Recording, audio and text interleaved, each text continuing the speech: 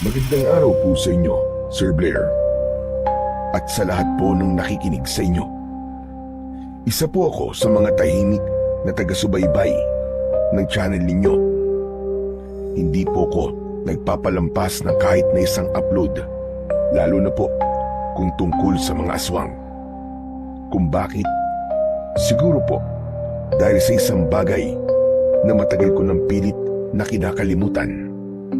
Isang bagay na nangyari sa amin ng kapatid kong sinuno na noon ay 8 taong gulang pa lamang at ako naman ay 16. Maaga kaming naulila dahil nasunog ang bahay namin at doon namatay ang aking mga magulang. Mula noon, kami na lang ninuno. Namumulot kami ng basura para kami ay mabuhay. Isang araw ay may nag-alok ng tulong sa amin, isang matandang lalaki, at tinanggap naming magkapatid ang tulong na yun. Pero mali ang naging desisyon namin.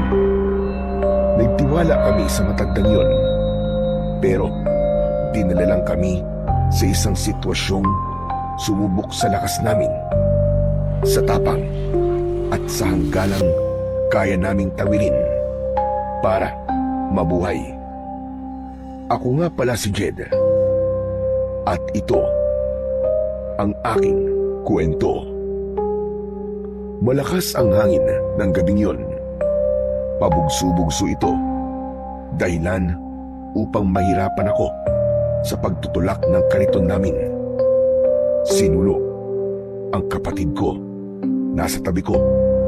Nakakapit sa laylayan ng aking maruming t-shirt. Medyo nagbabadya na pumatak ang ulan. Bilisan natin maglakad. Baka abutan pa tayo ng bagyo. Kuya, natatakot ako. Saan tayo sisilong? Ang lakas ng hangin eh. Baka bigla tayong liparin. Hindi ka liliparin. Basta humawa ka lang na mabuti kay kuya ha. Huwag ka mag-alala. Hindi kita pababayaan. Kunting lakad pa. Ay no, may waiting shed dun. Doon na muna tayo. Biglang umugong ang hangin. Lalong natakot ang kapatid ko. Sumiksik siya sa tagiliran ko at nagsimulang manginig ang mga kamay. Sa oras na yon, may mga dahong nagliliparan. Tapos, yung ilanggero sa mga nadadaanan naming bahay, kumakalampag na din. Mabilis ang tibok ng puso ko at natatakot din. Pero hindi ko yun ipinahalata sa kapatid ko. Nagkunwari akong matapang dahil alam kong kapag nagpakita ko sa kanya ng kahinaan, mas lalo siyang matatakot. Ako na lang kasi ang pwede niyang kapitan. Sa akin na lang siya kumukuha ng lakas. Ako ang kuya at kailangan kong maging matatag. Agad kong hinawakan ng balikat niya para kumalma. Huwag kang mag-alala, Nuno. Hindi tayo pababayaan ng Diyos. Habang naglalakad kami papunta sa waiting shed, bigla kong naisip kung gaano kahirap ang naging buhay namin. Halos magpipitong taon na rin kami na kaming dalawa lang. Namatay kasi sa sunog ang aming mga magulang. Mula noon, kami na lang dalawa ng kapatid ko ang magkasama. Nabuhay kami sa kalsada. Wala namang kaming ibang mauuwian dahil natupok ang bahay namin dahil sa sunog. Wala din kaming ibang malalapitan dahil yung mga kamag-anak namin ayaw nila kaming tanggapin. Ang kariton namin, ang tanging yaman namin ng kapatid ko. Yun ang ginagamit namin sa paghahanap buhay. At doon na rin kami natutulog saan man kami abutin ng dilim. Mahirap maging basurerong gala. Madalas pa kaming harangin ng mga sindikatong bata. Kapag minamalas, inaagaw nila yung laman ng kariton namin o kaya naman ay yung pera na napagbentahan namin ng mga kalakal. At minsan, pati pagkain namin, kinukuha din nila. Payat ako, payat din si Nuno. Hindi namin magawang lumaban sa kanila. Kuya, malapit na tayo. Bahagya pa akong nagulat nang bigla akong kalabitin ni Nuno. Ha? Oo nga no. Sige, bilisan pa natin. Ayan na yung ulan. Lumalakas na. Kaya nga kuya eh. Itong karito natin, paano na? Baka liparin to ng hangin. Hindi to liliparin. Mabigat to, Nuno. Tsaka hawak ko. Kung niliparin man to, ako muna ang niliparin bago siya. Natawa ng konti ang kapatid ko. Saka sumiksik ulit sa akin. Hanggang sa biglang bumuhos na ang malakas na ulan. Mabilis kaming nabasa ni Nuno. Pero habang naglalakad kami, may napansin ako. May parte ng daan na hindi binabagsakan ng ulan. Doon ay may nakatayo. Parang anino. Hindi ito gumagalaw. Bigla akong kinilabutan. Sinubukan kong ibaling ang tingin ko sa ibang direksyon. Pero parang hinihila ang mga mata ko pabalik doon. Kuya, basaan na ako. Bakit ka biglang tumigil? Narinig ko si Nuno. Pero nanatili akong tahimik habang pinagmamasdan yung kakaibang nakita ko. Kuya, nilalamig na ako. Doon lang ako napatingin sa kapatid ko. Nakita ko, basa na ang kanyang damit. Nagsisimula na ring manginig ang kanyang katawan dahil sa labis na lamig. Kuya, natatakot ako.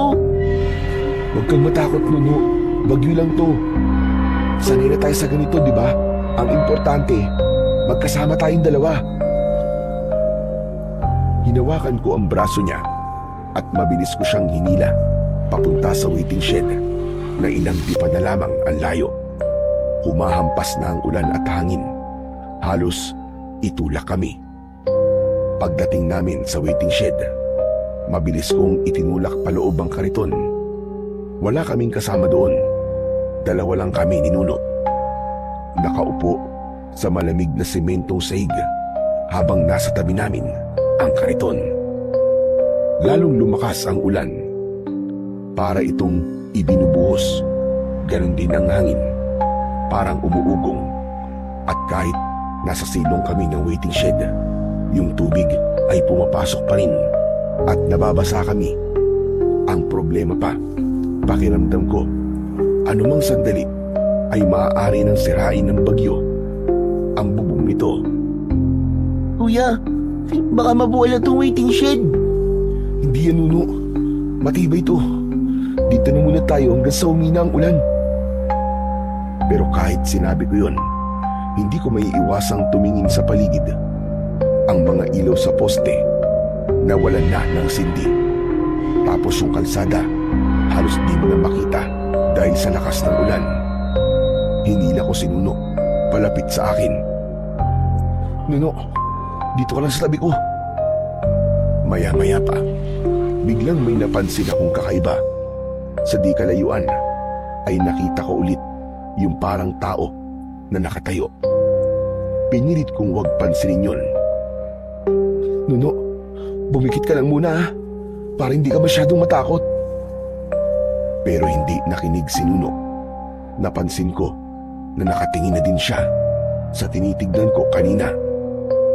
Kuya, may tao ba dun? Saan? Wala naman ah. Ayun o, gumagalaw siya papunta dito. Nuno, ano ba? Huwag kang turo ng turo. Saka huwag ka na lang tumingin. Pumikit ka na lang. Bakit kuya? Ano ba yun? Wala kang nakikita, Nuno. Imagination mo lang yun. Madilim kasi oh, tignan mo nga. Kuya, ayoko na dito. Andun pa rin siya oh. Nakatingin sa atin. Natahimik ako at napatingin doon. Totoo nga ang sinabi ni Nuno. Tumigil yun sa paglapit, pero malakas ang pakiramdam ko na para ba siyang nagmamanman. Nakatingin siya sa amin. Gusto ko na rin umalis Dahil natatakot na ako, lalo pat iniisip ko na baka multo yun. Pero natatakot din ako para sa kaligtasan naming dalawa ng aking kapatid. Wala kaming ibang masisilungan, tapos malakas pa rin ang ulan at hangin. Natatakot ako na baka tangayin kami o kaya naman ay mabagsakan kami ng mga sanga o kaya naman ay ng yerong lumilipad. At kung aalis kami, baka mas mapahama kami. Yumuko ako para hindi ko na makita ang nilalang na yon. Dinikit ko ang mukha ni Nuno sa aking dibdib para hindi niya na ito lingunin. Tahimik kaming dalawa ng ilang minuto, pero ilang sandali pa'y bigla na lang may narinig akong kakaiba. May humihinga sa tabi ko. Sobrang lapit. Kinabahan ako. Nanayo na yata lahat ng balahibo ko sa katawan. Tapos biglang may dumikit sa tenga ko, kaya bigla akong napalingon. Paglingon ko, nakita ko na may nakaupo na mismo sa tabi ko. Ah! Multo! May multo! Nabitiwan ko si Nuno sa sobrang gulat. Napaatras kami pareho, pero hindi kami makatayo dahil sa sobrang pagkabigla at takot. Sino ka? Tinitigan ko siya. Isa siyang matandang lalaki na nakasuot ng itim na damit mula ulo hanggang paa. Nakakatakot ang mukha niya dahil yung kalahati nun ay sunog. Parang natunaw yung balat. Tapos yung isang mata niya halos nakaluwa na. At yung ilong hindi na din maayos. Parang naaagnas. Tapos ang natira na lang ay yung butas. Nakatitig lang siya sa amin at hindi nagsasalita. Hindi rin kumikilos. Kaya kaming dalawa ni Nuno, nang magkatinginan kami, sabay kaming napasigaw ng malakas hanggang sa bigla siyang tumawa. Bakit ba kayo sumisigaw? Natatakot ba kayo sa akin? Para sabihin ko sa inyo, tao ko, nakikisilong lang din, kagaya ninyo. Totoo ba yung sinasabi mo? Itinaas ko ang daliri ko at inabot siya. Sa pagdampi ng daliri ko sa hita niya, doon ko napatunayan na di nga siya nagsisinungaling. Oo nga, tao ka nga. Hindi ka multo. Tama ka. Hindi nga ako bulto. Mukha lang. Tumingin si Nuno sa akin habang hawak ko ang braso. Takot pa din siya. Maski ako, di naman nawala yung kaba sa dibdib ko. Kasi kahit tao yung matanda, hindi maipagkakailang nakakatakot pa din ang itsura niya. Lalo na at gabi. Tapos malakas ang ulan at hangin. Kahit sinong tao naman siguro ay matatakot din. Makalipas ang ilang segundo, naramdaman kong wala naman siyang masamang balak sa amin. Kalmado lang kasi ito. Tapos ay para bang sanay na siya sa nakikita niyang naging reaksyon namin. Doon ako biglang nakaramdam ng hiya. Tumayo ako at muling umupo sa tabi ng matandang lalaki. Hinila ko na rin si Nuno sa tabi ko. Panay ang sulyap niya sa matanda. Okay ka lang ba, Nuno? Huwag ka nang matakot. Tao siya. Hindi siya multo. Tama, kuya mo. Huwag kang matakot sa akin, bata. Hindi naman ako nangakain ng bata eh. O kaya na. Tatlo na tayo makikisilong dito. Grabe. Ang lakas ng bagyo, ano? Malas lang. At dito tayo naabutan. Ay, nako. Hindi kami sumagot ni Nuno. Pinakiramdaman ko pa rin siya. Ilang sandali kaming nanahimik. Tumingin sa amin ang matanda. Saka ngumiti ng kaunti. Ano nga pala ang pangalan ninyo? Ako po si Jed. Ito naman po si Nuno. Kapatid ko. Ah, magkapatid pala kayo dalawa. Ilang taong ka na ba, bata? 16 po. Ikaw naman, iyo. Walo po. Aba, ang babata niyo pa pala.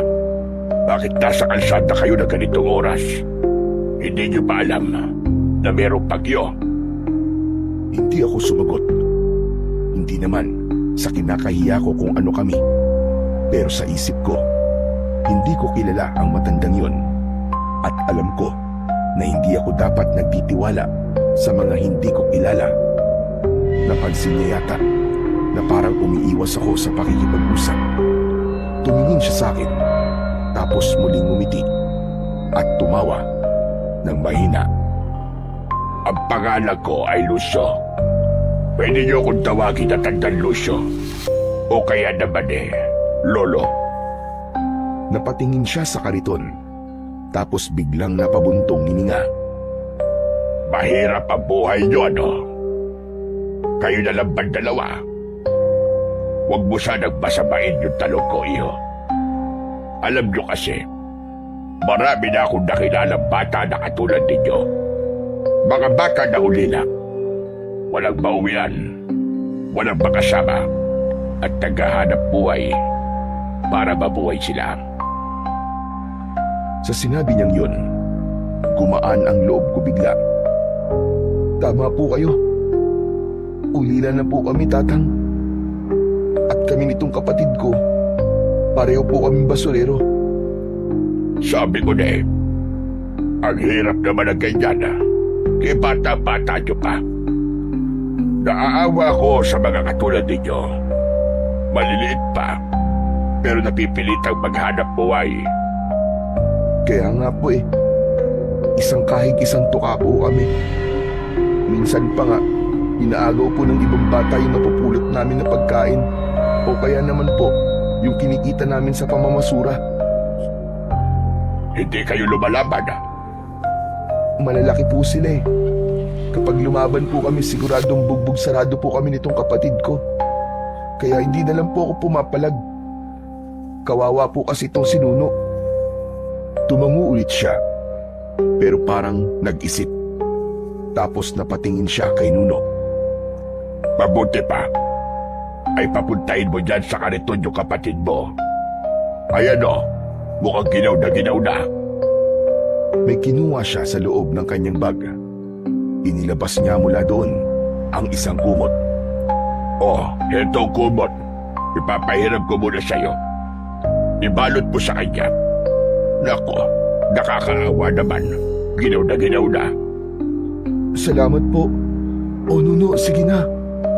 Diyan ka na muna sa loob ng kariton.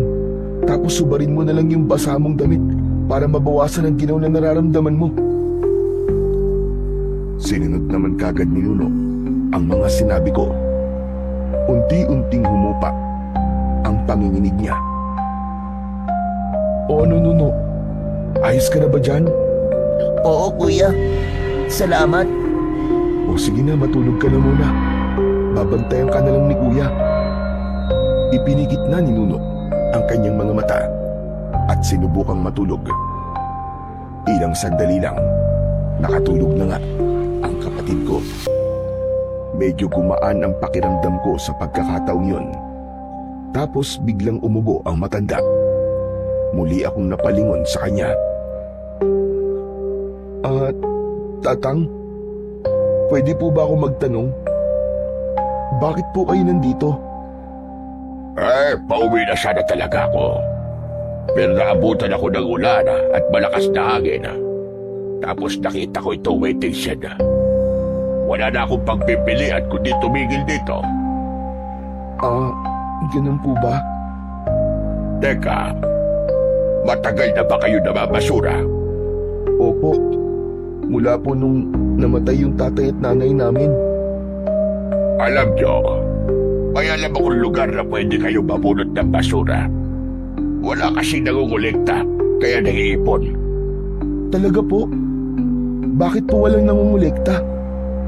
Ewan ko ba kung bakit wala. Pero alam mo, kung doon kayo mabubulot, abay wala kayong magiging kaagaw. Wala rin kayong magiging kaaway. Aba, mukhang ayos po dun ha. Eh kung sakali po na mamulot kami dun, meron po bang junk shop na pwede pong pagbentahan? Baka naman kaya walang namamasura po dun dahil wala pong bumibili. Meron. May junk shop sa kabilang baryo. Talaga po? Oo nga. Saka alam mo, maraming nakakalat doon sa tambakan ng mga bakal. Tapos may mga tanso pa ka eh. E di ba mahal yun? Meron din ako mga nakikitang mga baterya. Saka mga bote at plastic. Tiba-tiba kayo doon sigurado. Mukhang hindi na nga po kami magugutom ni Nuno kapag nagkataon. Talagang hindi na. Eh paano naman po kami makakapunta doon, Tatang? Pwede ko kayong isabay pag uwi ko bukas. Siguro naman eh, tapos na itong baki na ito kinabukasan. O ano? Sasama ba kayo sa akin? Bukas po. Naku eh, plano ko pa pong mamulot dito bukas eh. Kasi alam nyo kapag ganitong bagyo tapos bumaha, dun malaki ang kinikita namin. Marami po kami napupulot na pwedeng ibenta. Kung sasama po kami sa inyo bukas, sayang naman po yung pagkakataon na kumita po kami ng malaki. Ano ba pinaghihinayangan mo iyo? Hindi ba nga sinabi ko sa'yo, mas malaki ang kikitain mo sa baryo namin. Katulad yan, eh di naman dito palagi bumabagyo o bumaba. Kung doon, aba, araw-araw, piyesta kayo magkapatid. Tumigil ako saglit at nag-isip. Alam kong may punto si Tandan Lucio, pero hindi ko rin maiwan yung pagkakataon na dala ng bagyo.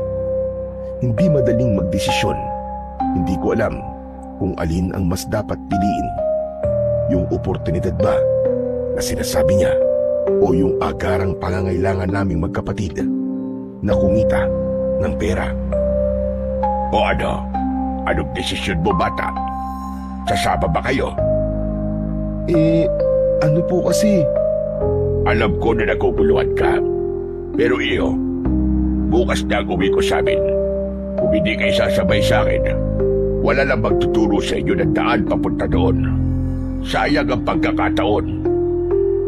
Ilang beses akong napalunok at hindi ko alam kung ano ang sasabihin ko sa matanda. May kubo rin ako doon. Pwede kayong tumira muna sa bahay ko habang nagsisimula kayo. Talaga po?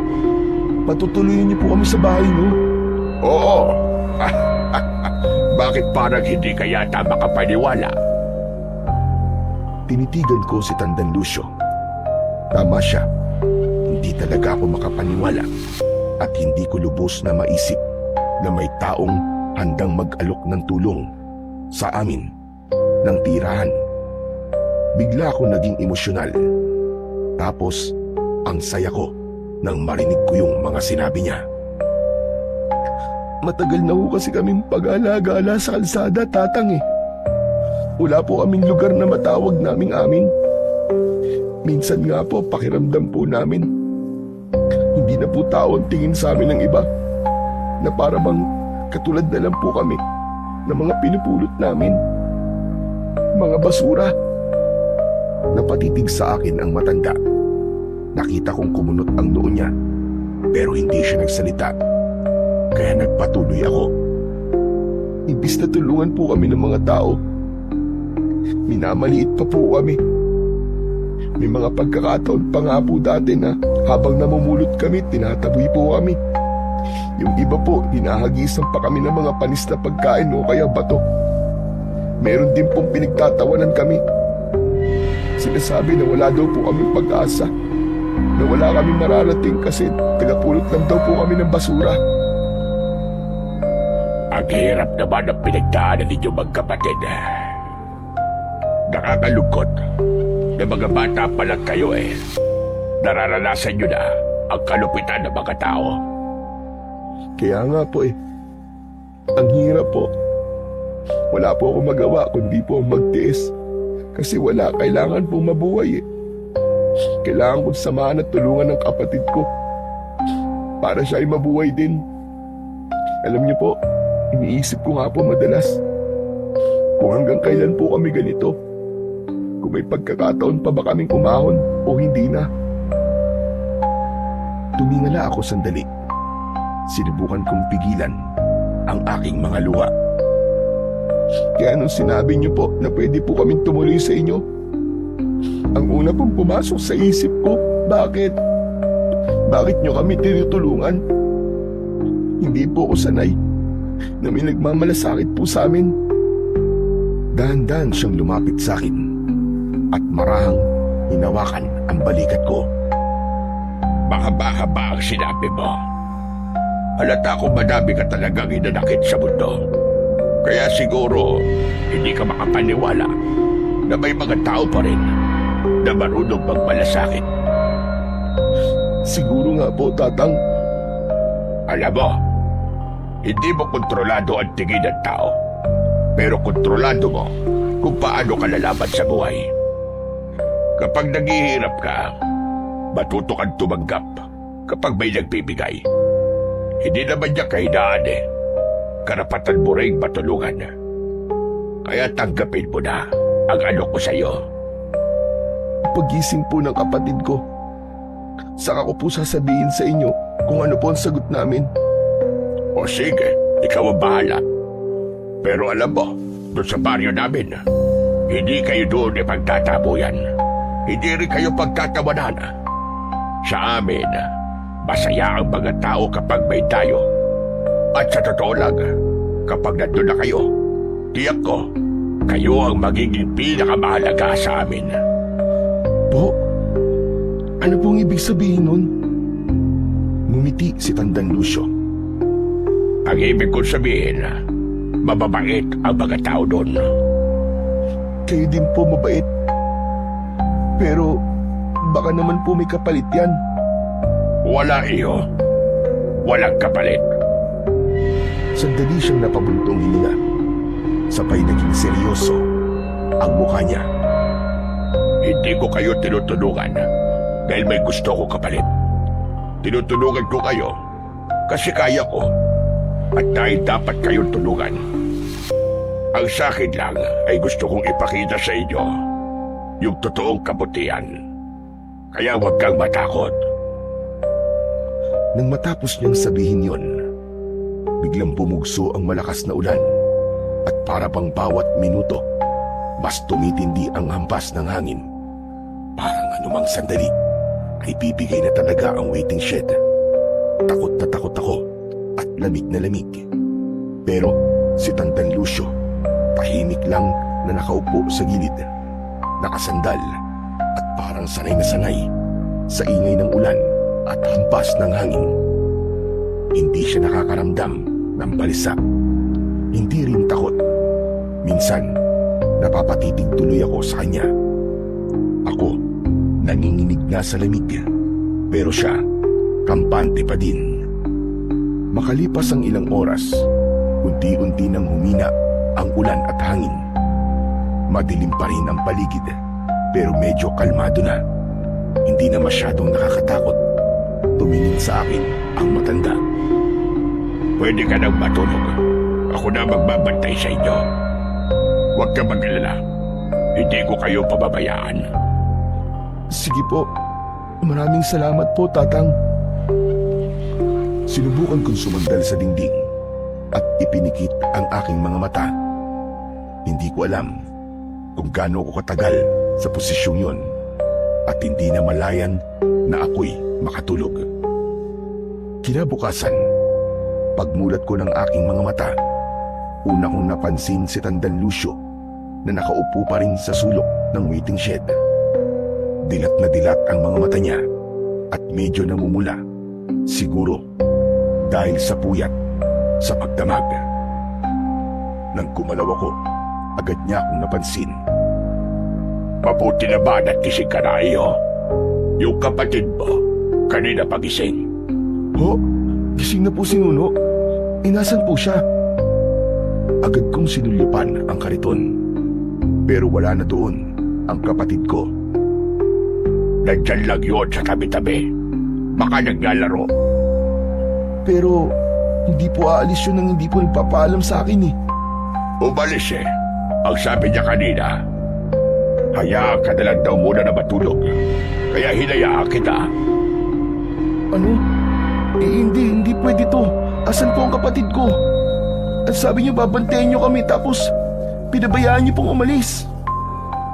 Aalis na sana ako sa waiting shed para hanapin si Nuno. Pero bigla ko natigilan nang mapansing tila may pulang marka sa labi ng matanda. Nang mapansin niyang nakatingin ako, agad niyang dinilaan ang labi niya at binura ang markang yun. Bigla kong kinilabutan. Iba ang tinatakbo ng utak ko ng mga oras na yon. Tinitigan ko siya. Inisip ko na baka masamang tao talaga siya o baka kinain niya ang kapatid ko. Naisip ko yun dahil ngayong mas maliwanag na ang paligid, mas malinaw kong nakita ang kabuuan niya. Mas nakakatakot siya kapag maliwanag. Matalim tumingin ang mga mata niya. Pakiramdam ko, kaya niya akong kainin ng buhay. Napaatras tuloy ako nang wala sa oras. Tumingin siya sa akin. Walang reaksyon ang kanyang mukha. May problema ba? Kanina ka pa nakatitig sa akin. Wala po. Gusto ko lang po sana kayong tanungin kung saan po gumawi yung pasaway kong kapatid. Susundan ko po siya eh. Bago pa siya makasagot, may batang sumulpot mula sa likod ng waiting shed. Magandang umaga, kuya. Buti naman nagkising ka na. Sarap ng tulog mo, ah. Nang masiguro kong sinuno nga yung batang sumulpot, agad ko siyang nilapitan at niyakap. Ikaw talaga? Saan ka ba nagpunta? Akala ko kung napano ka na eh. Saan naman lang iginising mo ako bago ka umalis? Kinabahan ako dun ah. Sorry, kuya. Ano kasi, dumiskarte ako ng damit na may susuot natin. Dumiskarte? Anong ibig mo sabihin dumiskarte? Ito po, oh. Oh, saan galing to? Naku, wag mong sabihin dumekwat ka na naman dyan sa tabi-tabi ha. Oo, kuya. Doon sa banda doon, may nakabukas na bahay tapos walang tao. Pumasok ako at naganap ng may susuot natin. Ito, kuya, oh. Para sa'yo. Kulay kahil ang ibinigay niya sa aking t-shirt. Nakangiti siya habang iniaabot yun. Pero ako, hindi ako natuwa sa ginawa niyang yun. Nuno, di ba sinabi ko sa'yo? Hindi tama ang manguha ng bagay na hindi sa'yo.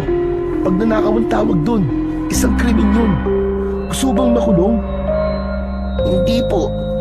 Pero kasi, kuya, kanina pa ako nilalamig eh. Wala akong maisuot na damit kasi basa pa yung damit ko. Tapos ikaw, naawa din ako sa'yo. Kaya kahit alam kong masama, ginawa ko na. Pero Nuno, mali to. Isoli mo to.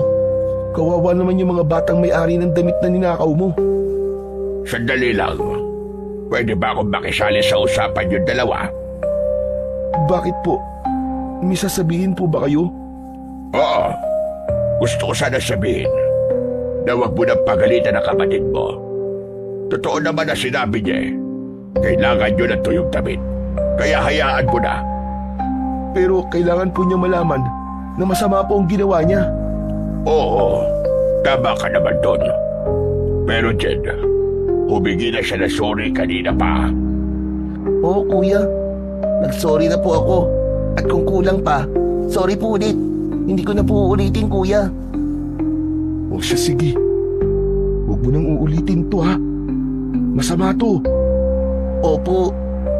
O siya, mabuti pa ay magbihis na kayo. Lalo ka na Jen, kakain tayo. Sigurado kong gutom na kayo. Nagkatinginan kami ni Nuno. Nahihiya kaming umuo. Pero dahil alam naming dalawa na wala kaming pera, napansin ng matanda na natahimik kami. Kaya dinugtungan niya. Libre ko kayong dalawa. Kaya wag na kayo mag-alala. Madami po kayong pera, lolo? Meron. Pero hindi naman ganun kadami. Sakto lang. O siya, tara na kumain tayo. Kailangan kasi na busog kayo bago tayo bumiyahe pa uwi. Biyahe? Bakit po? Hindi pa ako tapos magsalita nang biglang sumabat si Nuno. Ako na po yung sumagot, kuya. Sinabi ko po kay Lolo na oo. Ano, Nuno? Bakit ka pumayag kagad? Kuya, huwag na natin tanggihan si Lolo. Kawawa naman eh. Ano? Kawawa? Paano naman siya naging kawawa? Diba, Lolo? Ang sabi mo kanina, mag-isa ka na lang sa kubo mo? Kaya gusto mo kaming isama? Napatingin ako sa matanda. Yun ang sinabi mo sa kanya? Ngunit imbis na sumagot siya, si Nuno ang muling sumabat. Sabi niya sa akin, kuya, kanina, meron daw siyang kasamang apo noon. Kaso nagkasakit tapos namatay. Nalulungkot daw siya. Ang sabi pa niya, naaalala daw niya sa akin si Roger. Kung buhay pa daw kasi yun, baka magkasing edad kami. Hindi mo sinabi sa akin, tatang na may apo ka. Pasensya ka na. Hindi ko na ikwento kagabi. At alam mo naman yung sitwasyon. Saka itong kapatid mo, daig pa ang investigador ko magtanong. Kaya, sagot na lang ako ng sagot. Sige na, kuya, pumayag ka na. Sumama na tayo kay Lolo. Ang sabi pa niya, ituturing daw niya tayong tunay na apo. Hindi na tayo mahihirapan. Hindi na rin tayo magiging palaboy. Kasi may tutuluyan na tayong bahay. At may Lolo pang kasama. Natigilan ako. Hindi ko inaasahan yung excitement na makikita ko sa mga mata ng kapatid ko. Kaya naman, nagdesisyon na ako. Okay na, sige na. Sasama na tayo kay Lolo pag uwi. Halos magtatatalon ang kapatid ko sa tuwa. Para siyang bata na nakatanggap ng regalo na hindi niya inaasahan. Kaya lang, kung sasama kami sa inyo, Lolo, paano po itong kariton namin? Isasakay po ba ito sa sasakyan? Dako, hindi. Iwanan nyo na yan dito. Hayaan nyo lang may makapulot para mapakinabangan ng iba. Po, hindi po pwede. Yan po ang kabuhayan namin eh. Papalitan ko na lang. May kilala akong magaling gumawa ng mga ganyan dun sa baryo. Magpapagawa tayo sa kanya ng bagong kariton. Masakit para sa akin na iwan ang bagay na yon dahil yon ang naging tahanan namin sa loob ng maraming taon. Medyo napaiyak pa ako pero wala naman akong magagawa. Hindi ko naman maipipilit na dalhin ang kariton. Ilang sandali pa, inakay na kami ng matanda at dinala sa isang karinderya malapit din doon sa waiting shed. Pagpasok namin, naamoy ko na kagad yung bango ng lutong pagkain. Pinaupo niya kami at umorder siya ng kung ano-anong ulam. Ilang sandali pa, dumating na yung mga inorder niya at inilapag sa harap namin. Si Nuno, halos hindi makapaniwala nang makita niya yung fried chicken. Ako naman ay napalunok nang makita ang adobo. Masaya ako, hindi lang para sa akin, kundi para na din sa kapatid ko. Sa wakas, sa tinagal-tagal ng panahon, muli kaming makakain ng totoong pagkain. Samantala, nang matapos kaming kumain, tumayo na si Tandang Lucio. O halina kayo. Mahaba pa ang magiging biyahe natin. Paglabas namin ng karinderya, ay sumakay kami ng tricycle. At nang dumating kami sa terminal at sumakay ng jeep, halos 1 oras din siguro kaming nakasakay. Si Nuno, maya-mayang nagtatanong sa matanda kung malapit na ba. Oo, malapit na. Maya-maya lamang ibababa na tayo. Ilang sandali pa nga ay pumara na siya at bumaba na kami. Mula dito, ay maglalakad na lang tayo papunta sa baryo. Po, ba't maglalakad po tayo? Kailangan nating maglakad kasi hindi naman nadaanan na sasakyan yung pupuntahan natin. Yun ang aakatin natin, oh. Sandali lang po, Lolo. Diyan po sa itaas ng bundok yung sinasabi niyo pong baryo. Oo, iyo. Ganda. Pero bakit di niyo po sinabi sa akin kagad? Ibig sabihin po, liblib po yung lugar? Hindi naman ganun kaliblib. Huwag kayo mag-alala. Magiging masaya kayo doon. Ano? Tara na. Medyo nag-alinlangan akong sumama. Nasabi ko tuloy sa akin sarili na baka nga siguro walang namamasura sa lugar na yon ay dahil mahirap itong puntahan ng kahit na sino.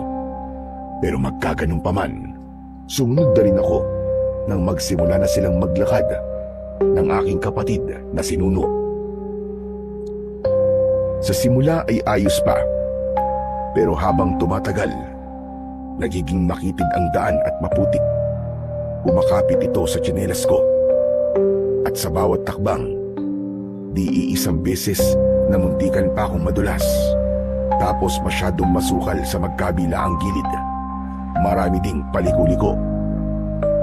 Maya-maya pa, bigla akong natigilan nang mapansin kong tumigil si Nuno at namulot ng mga bato.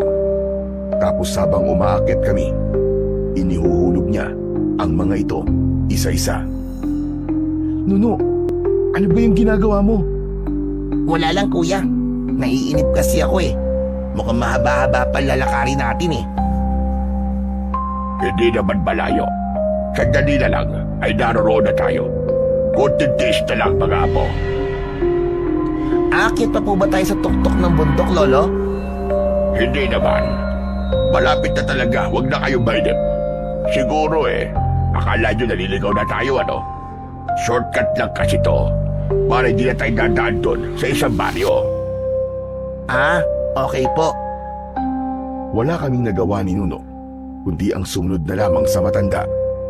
Naramdaman kong pagod na ako. Pero pagtingin ko sa kapatid ko, parang wala itong kapaguran. Nakangiti pa nga ito habang paakyat. Parang ang taas ng energy.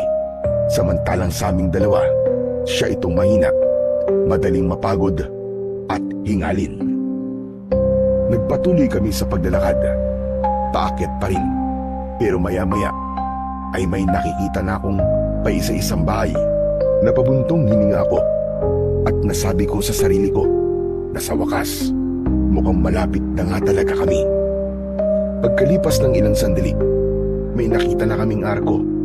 Santa Barbara ang nakasulat doon. Oh, ganito na tayo. Pagdaan namin sa ilalim ng arko, naramdaman kong parang biglang nag-iba ang hangin. Tapos parang sobrang tahimik ng lugar. Wala akong makitang aso na gumagala. Wala rin kambing, pusa at iba pa. Wala rin naglalaro ng mga bata. Walang nagchichismisang matatanda. Bigla tuloy akong napamasid sa paligid. Yung mga bahay, sarado. Pero alam kong may mga tao sa loob at nakasilip. Kuya, bakit parang ang tahimik dito? Tama siya. Masyadong ang tahimik ang lugar. At nakakabingi ang katahimikang yun. Ang baryo ay liblib na liblib. Parang hindi naaabot ng anumang klaseng modernisasyon sa ibaba. Parang nasa ibang mundo. Natakot ako. Aatras na sana kami. Pero may biglang sumalubong na lalaki sa amin. Payat siya. Maputi ang buhok at mukhang mas matanda pa kay Tandang Lucio. Paglapit niya, agad itong yumuko. Nag-usap sandali ang dalawa. Iba ang wika nilang ginamit habang nag-uusap sa harap namin. Wala akong naintindihan sa kanila kahit konti. Pagkatapos nun, umalis na ang lalaki. Magpapatuloy na sana kami sa paglalakad.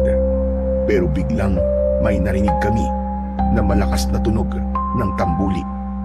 Lalo tuloy na pasiksik sa tabi ko. Si Nuno. Kuya, Huwag kayong matakot. Ganyan talaga ang pagbati dito. Kapag may tumunog na tumbulit, ibig sabihin, may dumating na panauhin. At malugod nila kayo tinatanggap. Pagkasabi niya nun, biglang nagbukas ang mga pinto ng bahay. Lumabas ang mga tao. Tahimik silang lahat. Pero nakangiti sila sa amin. Hindi sila nagsasalita, hindi rin lumalapit. Parang huminera lang sa tabi ng daan. Bakit hindi po sila nagsasalita? Ganyan talaga dito. Pero huwag kayo magtaka o mag-alala. Mababait silang lahat. Masaya mga yan kapag may dumarating. Kaya huwag kayong kabahan. Okay? Opo. Okay. Sige. Tara na. Muli siyang naglakad at kami ni Nuno nakasunod lang. Pagdating namin sa dulo ng daan, tumigil siya sa harap ng isang malaking bahay. Ito na ang bahay ko. Tuloy kayo. Nagulat ako sa sinabi niya. Hindi ko inakala na ganito ang bahay niya. Malaki, parang mansyon. Malapad yung pinto, tapos yung mga bintana gawa sa kapis. Parang tirahan ng mga mayayaman nung unang panahon. Napatingin ako kay Nuno. Kita ko sa mukha niya ang paghanga.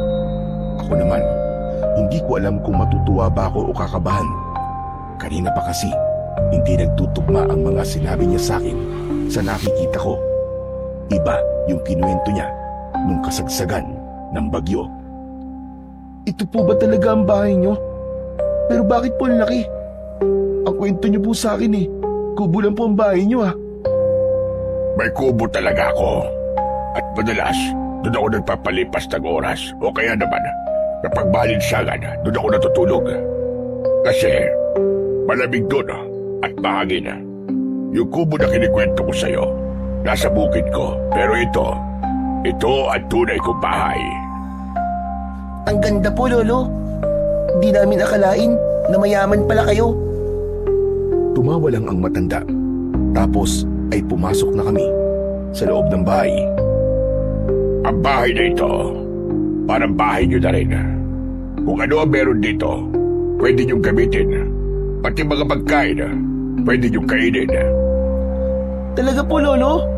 Wow! Kuya, ang swerte naman natin. Hindi ko sinagot si Nuno. Medyo naguguluhan pa talaga ako sa nangyayari. Pero ganun pa man, nanatili lang akong tahimik. Sa taas ng bahay, may 4 na kwarto. Yung 2 nasa dulo, sa inyo na yon. Kayo na ang pumili kung alin doon na gusto nyo. Pwede kayo magkaiwalay o magsama sa isang kwarto. Ako po, gusto ko po yung sarili ko pong kwarto. Aba, ganun? Di ba dati ayaw mo akong iwan kahit saglit lang? Bakit bigla atang nag-iba ang ihip ng hangin? Noon yun, kuya. Siyempre, natatakot ako kasi nasa kalsada tayo. Pero dito, bahay naman to Ligtas dito. Di ako matatakot dito. O siya, sige. Umakyat na kayo at tingnan nyo. Ay, teka pala. May nakalimutan pala akong sabihin sa inyo. Ano po yun? Tulad ng sinabi ko kanina, ang bahay na ito ay para na rin ninyong pagmamayari. Pero may isang kahilingan lang ako. Yung 2 nauna na kwarto, huwag niyong bubuksan. Kwarto ko kasi itong nasa unahan sa tabi ng hagdan. Tapos yung katabi nun, kwarto yun ng apo ko dati. Opo, naiintindihan po namin. Mabuti. O sige, akyat na kayo at pumili kayo ng kwarto. Pwede na kayo magpahinga kung gusto ninyo. Pwede po ba akong makainom muna? Nauuhaw po kasi ako Siyempre naman, nariyan ang kusina sa may bandang kanan. Naglakad ako papuntang kusina. Sumama sa akin si Nuno. Pagpasok pa lang namin sa pinto, biglang sumalubong ang kakaibang amoy. Malansa at mabaho. Amoy nabubulok na karne. Kuya, ang baho naman dito. Hinaan mo nga ang bibig mo. Nakakahiya kay Lolo. Baka mamaya marinig ka nun. Biglang may tumikhim mula sa likod. Nakita ko ang matanda na nakatayo sa likod ko. Di ko na malayang nakasunod pala siya. Alam kong narinig niya ang sinabi ni Nuno. Akala ko magagalit siya, pero ngumiti lang siya na para bang walang narinig. Samahan ko na kayo. Narito ang tubigan. Tara, dito kayo. Dinala niya kami sa mismong kusina. Doon mas lalong umalingasaw ang mas tumapang na amoy. Ang baho naman ng kusina mo, Lolo. May patay na daga ba dito? Walang patay na daga dito, Apo. Ang naaamoy ninyo ay pindang na karne. Ayan nakasabit sa taas ng kalan. Medyo may amoy talaga yan kasi hindi pa masyadong napapatuyo sa usok. Halos sabay kaming napatingala ng kapatid ko at nakita namin yung mga piraso ng karne na nakasabit nga sa itaas. Inuuod na ito, tapos yung iba gumagalaw-galaw pa. Halos masuka kami ni Nuno sa aming nakita. Huwag kayo bandire. Alam niyo bang napakasarap ng pagkain na yan at mas lalong sumarap pag mas maraming uod, mas malasa at mas malinamnam. Pwede kong iluto ang isa dyan para matikman ninyo. Naku Lolo, wag na po. Oo, mga basurero lang po kami at kumakain po ng pagkain na papulot namin sa basurahan. Pero hindi po ako kakain ng pagkain inuud. Nakakasuka po. Ako din po. Ayoko po niyan. Ang baho eh. O siya, ayos lang. Hindi ko kayo pipilitin. Nagulat ako nang bigla siyang tumawa. Hindi ko inakala na hindi siya mapipikon sa inaasal naming magkapatid. Hindi rin siya nagalit. Tradisyonal na pagkain niya dito. Ang proseso ng pagpapausok ay ginagawa para mapreserba ang karne, para hindi kagad masira. May ganun po? Hala, ngayon ko lang po nalaman yun. Oo naman. Eh bakit hinahayaan niyo po magkauod? Di po ba yan nakakasakit ng tiyan? Alam mo, sa ganyang proseso, normal lang na magkauod. Matagal kasi pinapausukan at pinapatuyo yan dyan. At kapag nagsimula ng matuyo ito, nagkakaroon ng bahagi na medyo mabasa-basa. Kaya nagkakaroon ng uod. Karaniwan naman sa mga uod ay mula sa mga insekto sa paligid at natural na nandyan kapag may nabubulok ng organikong bagay. Ang tradisyonal na proseso na yan, normal lang yan. Pero sa tamang pagluluto o pagpapakulo, pagkatapos, ligtas pa rin kainin niyang karne. Ah, ganun po pala. Pero kahit na, di pa rin po kakain yan. Nakakadiri po. Nuno, tama na.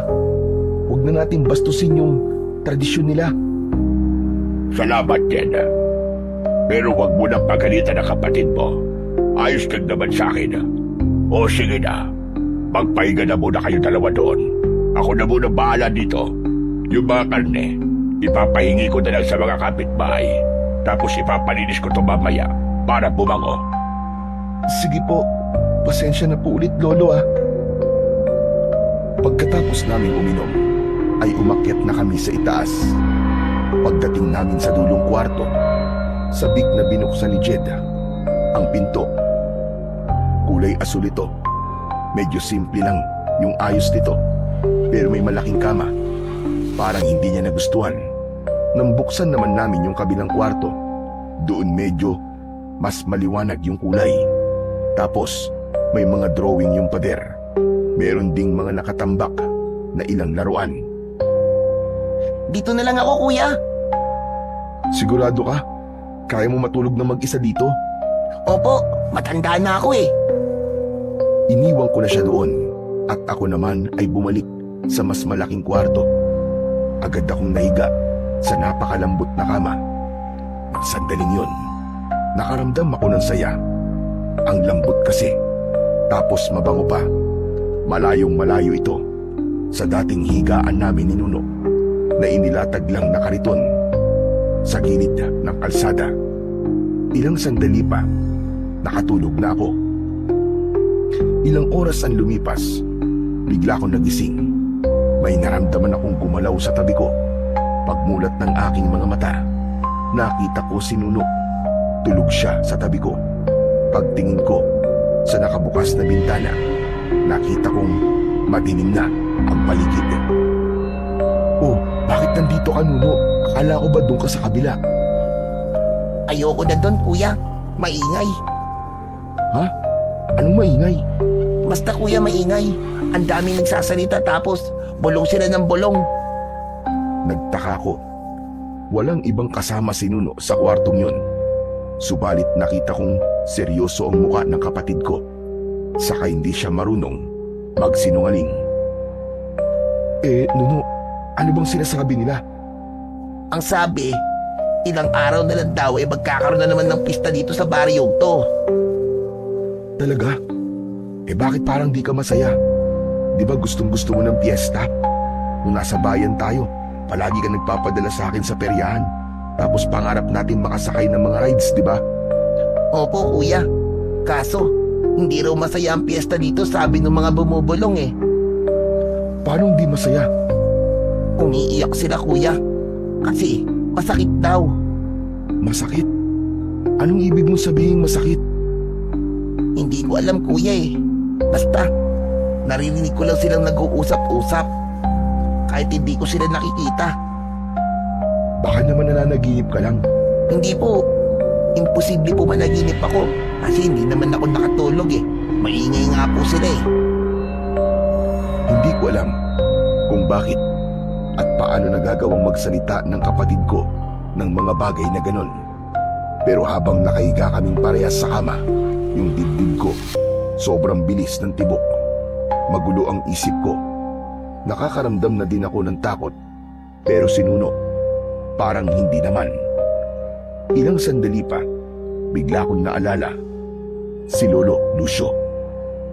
Hindi ba nagpunta si Lolo Lucio dito para gisingin tayo? Hindi po. Ang sabi ng bumubulong, wala siya dito kanina pa. Ano? Pero ang sabi niya, di ba, maghahanda siya ng makakain natin? Bakit kuya, nagugutom ka na ba? Medyo pero kaya ko pa naman. Sanay naman tayo sa gutom eh. Kaya nga kuya, ako rin. Hindi naman ako nagugutom. Kung ganun, itulog na lang natin to. Pumikit na ang kapatid ko. Samantalang ako, nanatiling nakatulala sa kisame. Hindi pa man nagtatagal, narinig ko na siyang umihilik. Medyo natawa pa nga ako dahil kabilis niyang nakatulog. Kinuha ko ang kumot. Naramdaman ko kasing medyo malamig, kaya balak ko siyang kumutan. Ngunit nang ilalagay ko na, may napansin akong nakalagay sa kanyang leeg. Isang kwintas na gawa sa balat ng hayop.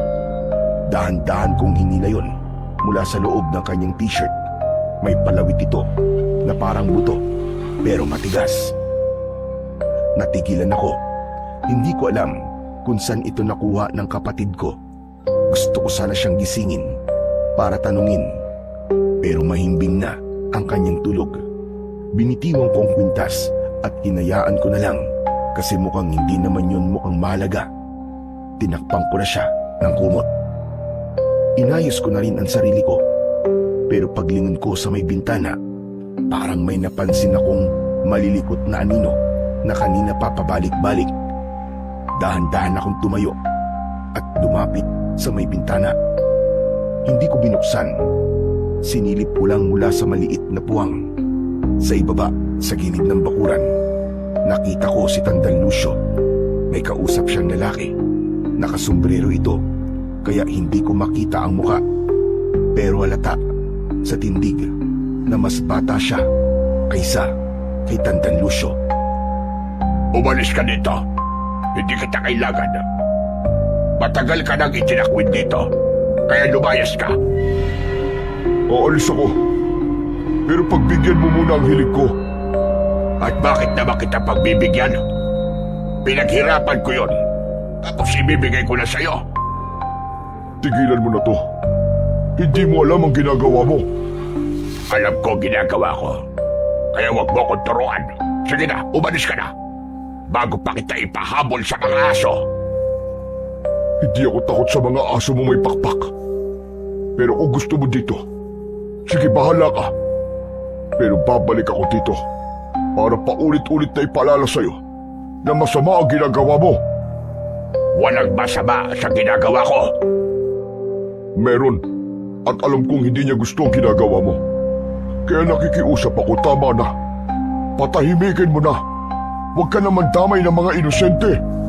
Huwag mo akong pakialaman. Umalis ka na kayo din. dahil parating na sila. Pagkarinig ko noon, bigla akong kinalabutan. Hindi ko alam kung sino ang tinutukoy niyang mga paparating at kung ano ang ibig sabihin ng kanilang pinag-uusapan. Bigla akong napatingin kay Nuno. Tulog pa rin siya at walang kamalay-malay. Muli akong sumilip sa ibaba. Yung kausap ni Tandang Lucio naglakad na palayo. Sinundan ko siya ng tingin hanggang sa lamunin na siya ng dilim. Ang matanda naman nakatayo lang at nakatitig sa direksyong pinuntahan ng lalaki. Parang malalim ang iniisip. Pero bigla siyang lumingon diretso kung saan ako nakasilip. Mabilis kong isinara ang kurtina at nagmamadaling humiga. Pinilit kong maging kalmado at pilit kinontra ang takot na nararamdaman ko.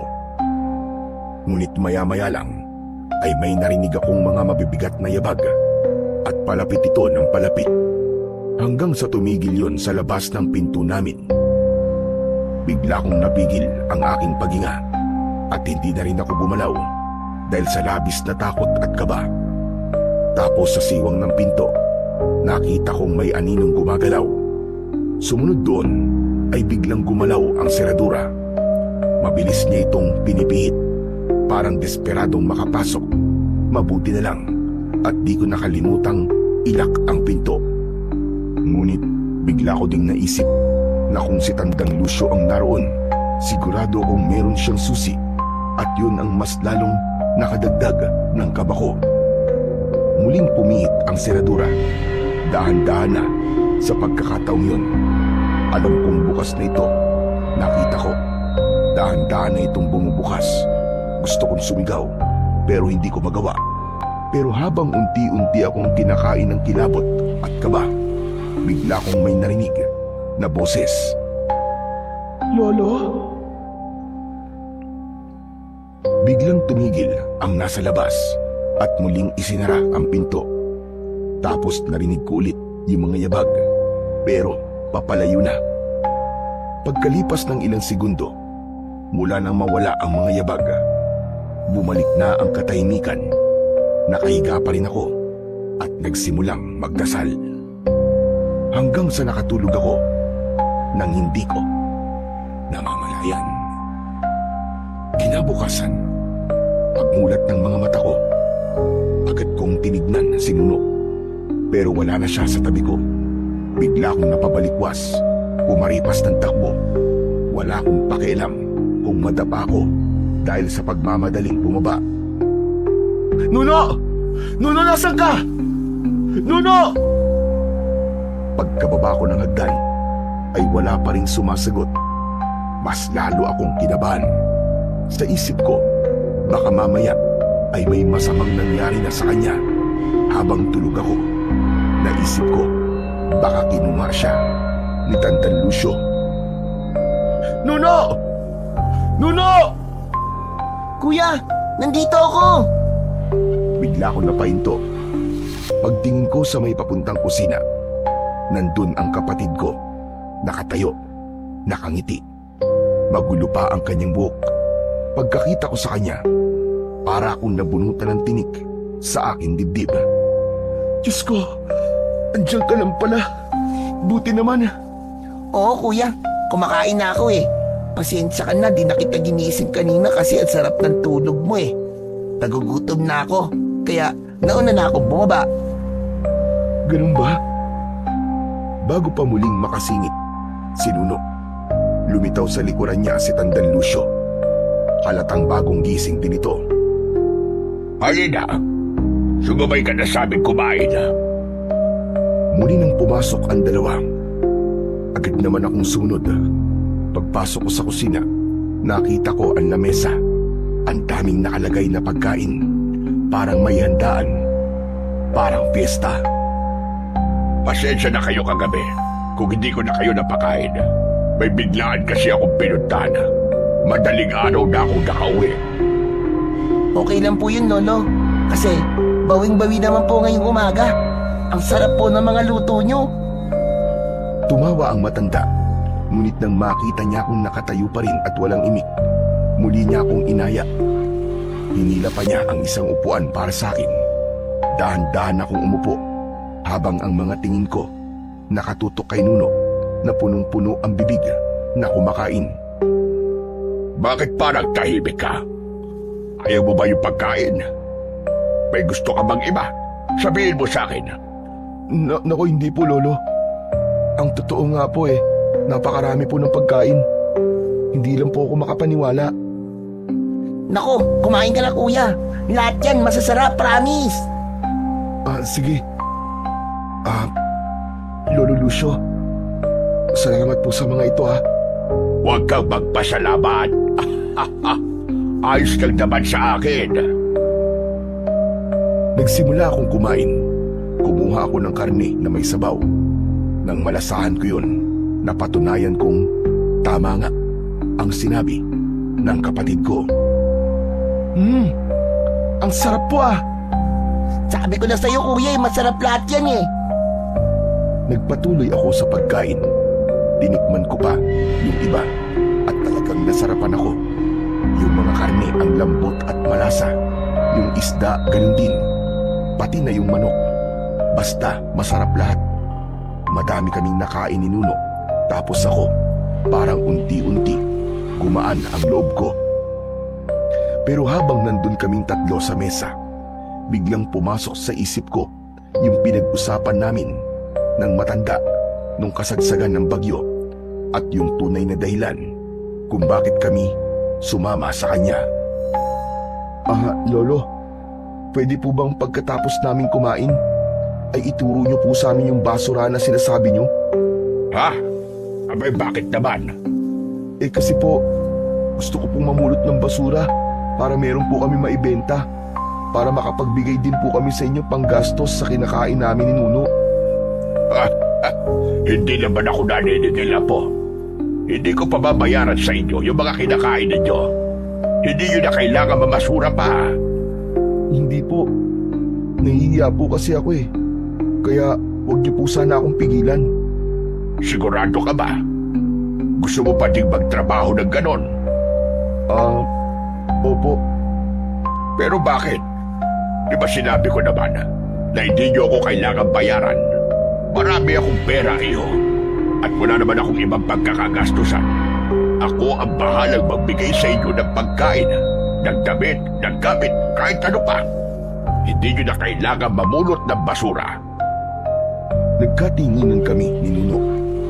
Parehas na napatigil sa pagkain. Mga bata pa kayo.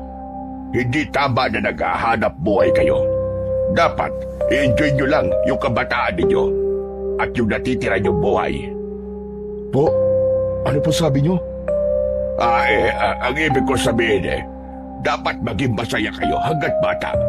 Kasi kapag naging matanda na kayo, wala na. Puro hirap at responsibilidad na ang kakaharapin ninyo. Pero Lo, hindi po ako sanay na walang ginagawa Ayoko pong maging tamad. Hindi ka naman magiging tamad Pero kasi, hayaan nyo na ako maghanap buhay. Huwag nyo akong alalahanin. Hindi nyo kailangan magtrabaho para sa akin. Kayo dapat ang inaasikaso. Hindi kayo ang nag-aasikaso. Tumahimik ako. First time, may nagsabi nun sa amin. Nasanay kasi kami na kami yung gumagawa ng paraan. Wala nang iba. Habang nandito kayo, hindi nyo kailangan mag-alala. Kumain lang kayo, matulog na mahimbing, maglaro kung gusto nyo. Pwede rin kayo maglimot-limot dito. Basta wag lang kayong papasok sa kakauyan o sa gubat. At baka kayo'y maligaw. Maraming mababangis na hayop sa gubat. Sige po, Lolo. Kung yan po ang gusto niyo. Mainam naman. Basta ang gusto ko, magpataba kayo. Ang papayat ninyo Talagang tataba po kami dito, Lolo Lucio. Lalo na po kapag ganito kadami at kasasarap araw-araw ang ihahain niyo sa amin. Nuno, nakakahiya. Huwag mo siya bawalan. Hayaan mo na siya. Nakakatuwa Sige na, kumain lang kayo na kumain. Makalipas ang ilang minuto, nang maubos na namin ng pagkain, nagpahinga kami sandali. Maya-maya, tumayo si Tandang Lucio at inayos ang suot niyang sombrero. O siya mga apo, aalis muna ako ha. May pupuntahan lang ako. Saan po kayo pupunta, Lolo? Sa bahay ng pinuno Esther ng kapitan. May kailangan daw akong tulungan ton. Baka mamayang hapon pa ako makakauwi. Okay po. Habang wala ako, pwede kayong gumawa ng kahit na anong magagaang trabaho dito sa bahay. Iligpit niyo itong mga pinagkainan natin, saka niyo hugasan. Tapos magpahinga kayo, maglaro. Bahala kayo. At ikaw naman, Jen, mamayang tanghali. Tutal, marami naman tayong tirang pagkain. Yan na lamang ang ihain mo mamaya sa tanghalian. At ikaw na ang magpakain dito kay Nuno. Sige po, Lolo. Ako na pong bahala. Kayang-kaya ko po yan. Mabuti kung ganon. Basta yung mga bilin ko gawin nyo. At ito nga pala si Nuno. Bantayan mo maigi. Lolo naman kaya ko po sarili ko. Di na po ako kailangan bantayan pa. Oo na. Pero makikinig ka pa rin sa kuya mo Napangiti kami pareho ni Tandang Lucio. Tapos ay kinindatan niya ako. Sige na. Babalik ako ng maaga kapag tapos na ang lahat ng gawain ko. Lumabas na siya papunta sa pinto ng kusina. Bago lumabas, lumingon siya sandali, ngumiti at kumaway. Pagkasara ng pinto, kami na lang ulit ni Nuno ang natira sa loob ng bahay. Tumayo na ako at sinimulan ang mga gawain. Pagkatapos, lumabas kami sa likod ng bahay para magpahangin. Habang naglalaro kaming dalawa, may napansin akong maliit na bodega sa may sulok ng bakuran. Lumapit ako dito ng dahan-dahan. Nang makarating, nakita kong nakabukas ng bagya ang pintuan. Itinulak ko ito. Sumilip ako sa loob. Amoy alikabok ang lugar. Tapos ang daming nakatambak na mga lumang gamit. Sirang upuan, lumang kaldero, sandok, mga bakal, bote, at marami pang iba. Naisip ko tuloy na baka matuwa si Lolo Lucio kung lilinisin ko ito. Kuya, anong ginagawa mo dito? Ano ka ba? Bakit bigla ka na lang lumilitaw? Hala, hindi naman kita ginugulat Nagtatanong lang naman ako. Ano ba kasing meron dito? Wala, basura lang to. Pero iayos natin para matuwa sa atin si Lolo Lucio. Sige kuya, tutulungan kita. Nagsimula na kaming maglinis, nagwalis, nagayos ng kalat, tinanggal yung mga alikabok sa mga kahon. Pero si Nuno, laro lang ng laro. Habang naglilinis, bigla niyang sinubukang gawing helmet yung isang lumang kaldero at yung palanggana naman ay ginawa niyang kalasag. Kuya, tignan mo. Para akong isang kawal ngayon. Aba, ayos yung costume mo Ang galing. Kaya lang parang may kulang. Ha? Anong kulang? Wala akong sandata Tumingin siya sa paligid. May napansin siyang kumislap na bagay sa isang sulok ng bodega. Dilapitan niya ito at tinugot. Isang sibat yun na parang sakto lang na pambata. Ano masasabi mo kuya? Ayos na ba? Kompleto na. Oo, kompleto na nga. Pero mag-iingat ka dyan sa matulis na bagay na yan Delikado yung paglaruan. Opo, mag-iingat po ako. Nagsimula siyang maglaro at magpaikot-ikot sa loob ng bodega. Pero maya-maya lang ay bigla niyang inihagis ang sibat. Naku po, huwag mong ihagis yung sibat. May kalaban kasi kuya Ano? Anong kalaban? Naglakad ako ng mabilis para makalapit sa sibat niya. Pupulutin ko na sana yon. Pero nagulat ako nang makita kong may tinamaan siyang hayop. Isang ahas na may kamandag. Nagtataka ko kung paano niya nagawang maibato at tamaan sa ulo ang ahas na yon. Kayong unang beses pa lang naman siyang nakahawak ng sibat. Mabuti naman at nakita mo. Naku, makamandag pa naman na ahas yan. Mabuti na lang at di tayo nakagat. Salamat, Nuno Tahimik lang siyang nakatingin sa hayop. Tapos tahimik lang din niyang hinugot ang sibat. at muling bumalik kung saan siya dati na para bang walang nangyari. Binitiwan ni Nuno lahat ng nakasabit sa kanyang katawan. Namulot siya ng isang bagay. Kinuha niya yung lumang kahon at inupuan. Ginawa niyang tangki daw. Tapos yung mga plastik na bote naman, hinawakan niya at ibinato. Mga pampasabog daw yun. Kuya, tignan mo. Ang dami ko pang granada dito, oh. Yeah! Oo. Ingat sa mga bato. Baka mamaya matamaan ako niyan eh. Hindi ako kalaban ha. Hindi naman to totoong granada, kuya eh. Napangiti ako. Yung tawa ng kapatid ko talagang nakakahawa. Ang saya-saya niya. Hindi na muna ako kumilos. Naupo ako sandali habang pinapanood siya. Ang kulit niya pero nakakatawa pa rin. Pero biglang pumasok sa isip ko yung mga kasama naming bata noon sa kalsada. Alam mo bang kaya kong gumawa ng totoong pampasabog, Nuno? Napatigil si Nuno. Hawak pa yung plastik na bote sa kanyang kamay. Ha? Talaga, kuya? Paano? Nakita ko nun sa tambakan. Gumagawa sila ng mga pampaingay kapag bagong taon. Tapos yung iba naman, ginagamit kapag may trouble. Ayos yung kuya. Gawa tayo ng ganun. Huwag, delikado yun. Baka makasunog tayo o kaya naman makasakit ng iba. Hindi, kuya. Gusto ko talaga ng ganun. Saka magagamit natin yun. Nuno, huwag kang makulit. Bawal yun. Kunwari ka lang pala na alam mo pero hindi naman pala. Niyayabangan mo lang pala ako. Hindi Alam ko talaga gumawa ng ganun. Yung mukha niya, parang hindi naniniwala.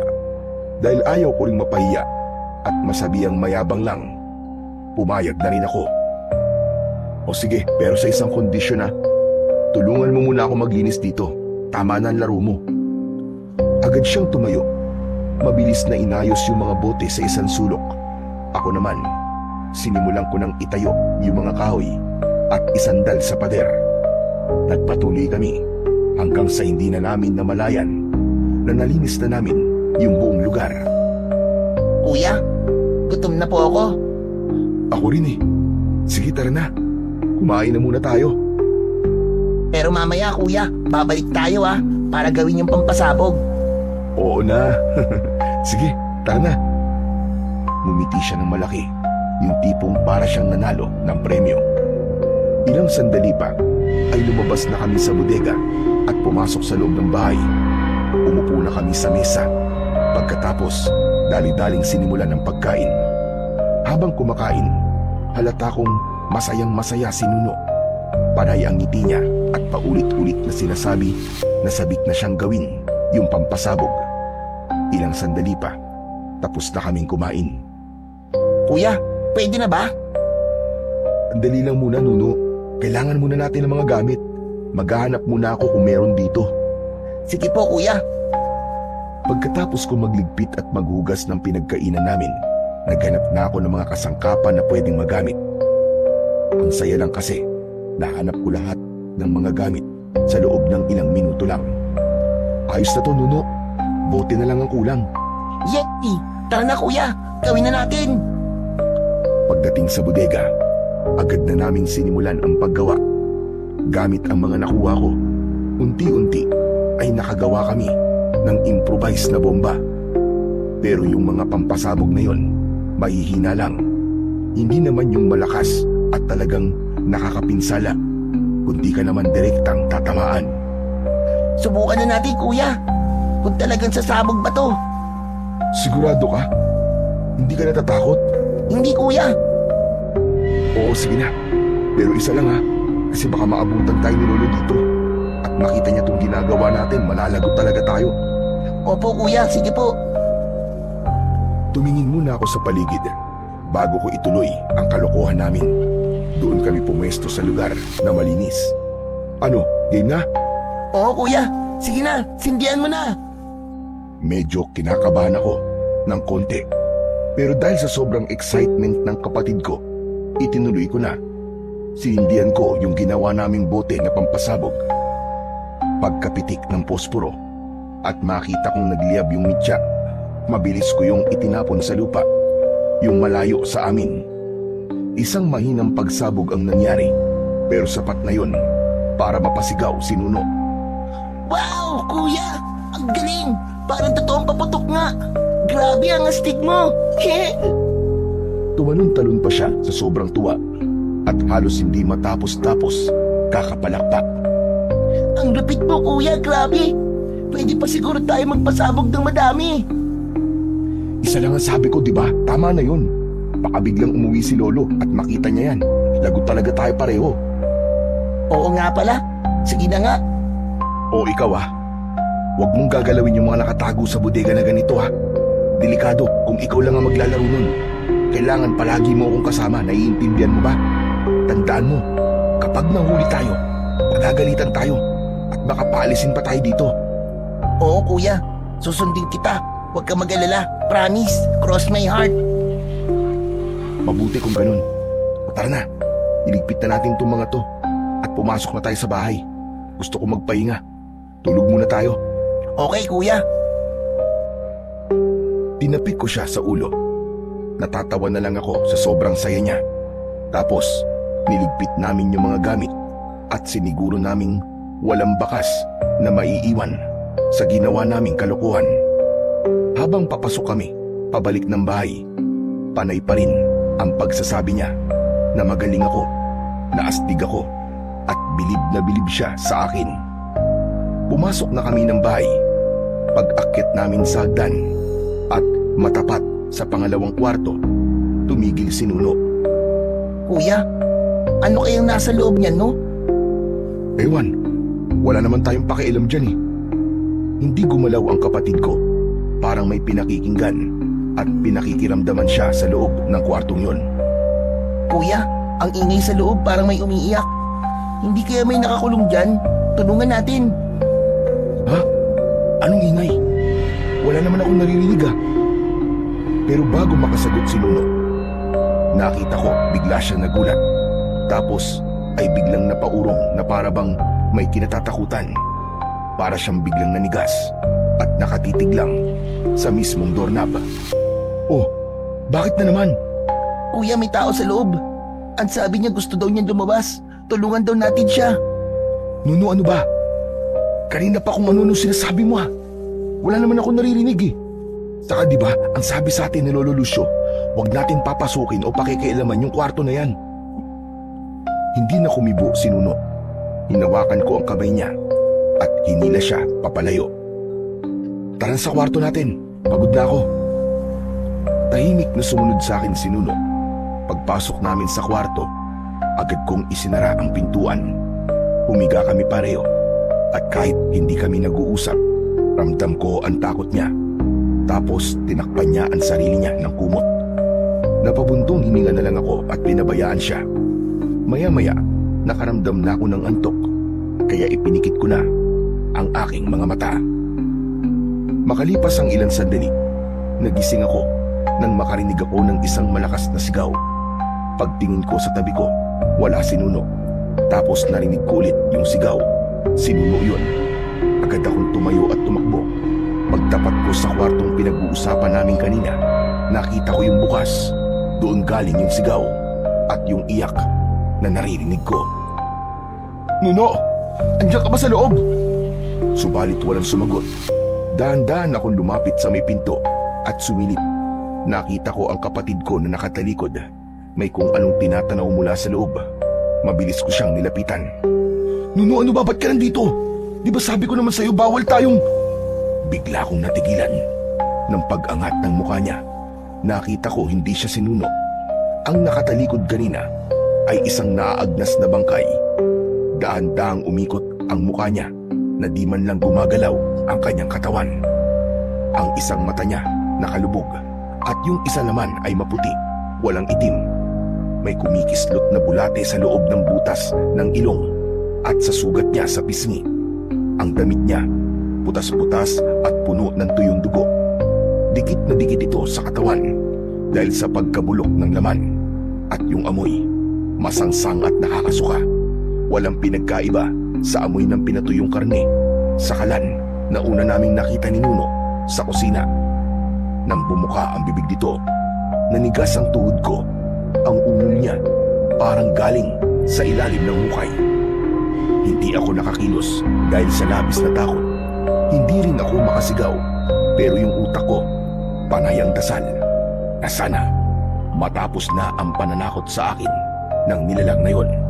At doon ko naramdaman na may kamay na malamig na humawak sa balikat ko mula sa likod.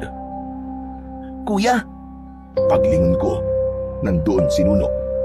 pasaway ka kuya. Anong ginagawa mo dito?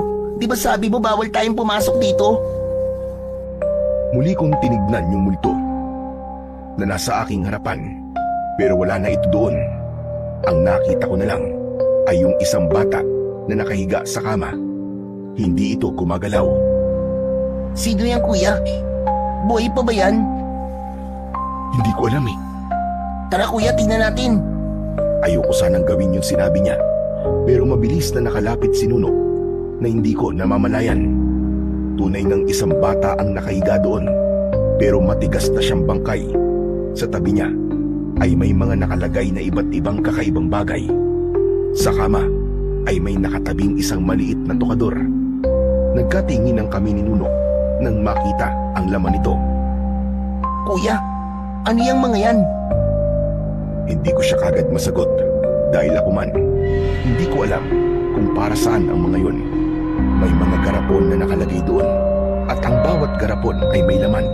Yung isa, parang isang puso ng tao, nakalutang sa isang maitim na likido.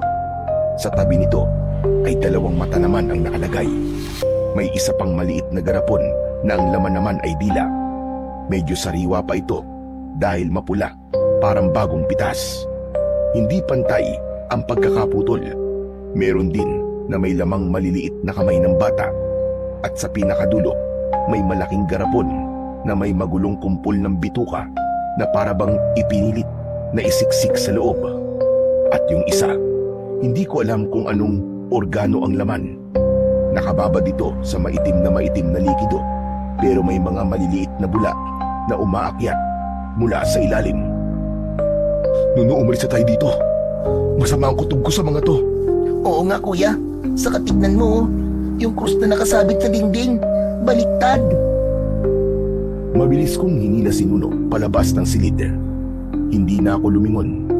Basta ang alam ko lang, kailangan naming makaalis doon. Pero paglabas namin ng silid, nakita namin si Tandang Lucio. Nakakaakyat lang sa hagdan. Pareho kaming natigilan. Napansin kong biglang nanlisik ang mga mata niya. Bakit kayo pumasok dyan? Hindi ba't sinabi ko na sa inyo na huwag na huwag kayong lalapit sa kwartong yan? Hindi po namin sinasadya, Lolo. Hinahanap ko po kasi si Nuno kanina eh. At akala ko po ay nasa loob siya kaya... Kahit na, hindi mo pa rin sinunod at sinabi ko. Matigas ang ulo nyo. Sorry na po, Lolo. Hindi na po mauulit. Talagang hindi na dapat maulit yan. Mga pasaway kayo. Ang kapal na mukha niyong suwayin ako. Matapos ko kayong pakainin, bigyan ng matutuluyan. Tapos ay lalabagin niyo ang mga salita ko. Kaya nga po humihingi na po kami ng pasensya. Kung ganyan na ayaw niyo pong tanggapin, edi aalis na lang po kami. Para wala na pong mangiistorbo sa inyo. Para wala na po kayong pakakainin. At wala na po magpapasaway. Manahimik ka! Hindi na kayo pwede makaalis dito. Ngayon na nakita niyo na ang sikreto ko, wala na saysay ang pagpapakitang tao ko sa inyo. Humakbang siya palapit sa amin. Si Nuno, napakapit ng maigpit sa laylayan ng aking damit. Aaminin ko na, binili ko kayong dalawa para pagkunan ng kailangan ng apo ko. Hindi agad pumasok sa isip ko ang sinabi niya. Pero nang itinuro niya si Nuno, doon na ako kinilabutan. Kailangan ko ang paa ng batang yan at yung tega mo. Mas lalong napakapit sa damit ko si Nuno. Naramdaman ko rin ang panginig ng kanyang mga kamay. Kayo ang napili ko dahil wala na kayo mga magulang. Wala na din kayo mga pamilya na maaaring maghanap sa inyo. Sakaling mawala kayo, yung mga tulad ninyo ang pinakamadaling biktimahin. Kuya, Anong gagawin natin? Natatakot ako. Pinigilan kong magsalita dahil mahahalata ni Nuno na natatakot na din ako. Ayokong maramdaman niya yon dahil alam kong sa akin lang siya humuhugot ng lakas. Maya-maya pa, tinignan ng matanda si Nuno. Yung mga parte ng katawan na nakita niyo dyan sa loob, galing yan sa mga batang nauna sa inyo. Inaalay ko sila sa mga aswang dito sa baryo. Bawat isang bata na inaalay ko, kapalit doon ay ang isang parte ng katawan niya. Inuuwi ko yun dito, inilalagay sa garapon, at hihintayin mabuo ang lahat ng organo. Ano? Ibig sabihin, aswang ang mga taga rito? Tama ka. Anong gagawin mo sa mga kinukolekta mo? Kapag nakakolekta na ako ng lahat ng parte ng katawan, gagamitin namin yun ng mga aswang para buhayin ang apo ko. Ang sama mo! Demonyo ka! Alam ko masama ako. Pero isa akong mabuting lolo. Hindi niyo alam kung gaano ko siya kamahal. Gagawin ko ang lahat para muli siyang mabuhay. Nanginig ang mga balikat niya na para bang maiiyak. Nung nasunog ang bahay namin doon, sinubukan ko siyang iligtas. Wala na akong pakialam noon masunog man ako, kahit mamatay man ako. Basta mailabas ko lang siya. Pero huli na ang lahat. Kasalanan ko ang lahat. Dapat ako na lang ang namatay at hindi siya. Biglang humakbang siya palapit sa amin. Kaya hindi ako titigil hanggat hindi ko siya na ibabalik. At para magawa yun, kailangan ko ang katawan ninyo, ang paa ni Nuno, at yung mga tega mo. Pagkasabi nun, ay agad siyang sumugod palapit sa amin ng kapatid ko. Napansin ko na punteriya niya si Nuno. Nuno! Atras! Muntik na siyang mablot ng matanda. Mabuti na lang at mabilis ko siyang sinipa sa tuhod niya. Umangal siya sa sakit at napaluhod. Mga walang utang na loob! Sinamantala ko ang pagkakataong yon. Hinila ko si Nuno. Nuno! Takbo ang bilis! Mabilis kaming bumaba ng hagdan. Pagdating namin sa ibaba, muli kaming lumingon. Naroon na sa puno ng hagdan ang kinatatakutan naming matanda. Huwag nyo nang tagkain tumakas. Hindi na kayo makakalabas ng baryong ito. Sa labas, mas marami kayong kaaway. Mas madali kayo mamamatay dahil maraming aswang ang nagkalat ngayong gabi. Kuya, natatakot na ako. Anong gagawin natin? Huwag kang matakot, Nuno. Makakaalis tayo dito. Hinawakan ko ang kamay niya nang mas mahigpit at sabay kaming tumakbo palabas. Subalit paglabas namin, doon namin napatunayan na hindi nagsisinungaling ang matanda. Sa dami ng mga sinabi niya sa akin noon na puro kasinungalingan, ngayon lang siya nagsabi ng totoo. May aswang nga sa baryo. Kuya, tignan mo doon sa may puno. Napatingin ako sa itinuro niya. May nilalang nga doon na nakasabit ng pabaligtad. May malalaki itong bakbak. Mapupula ang mga mata nito nang diretsong nakatingin sa amin. Kuya, hindi yung tao. Alam ko, Nuno. At sa sandaling yon, gumalaw ang nilalang. Pasugod sa amin. Ah! May aswang! Bumitaw si Nuno at mabilis siyang tumakbo palayo. Nuno! Hintayin mo ako! Hinabol ko siya dahil sa takot na baka mas lalo siyang mapahamak, lalo na at nasa taas ang aswang na humahabol sa amin.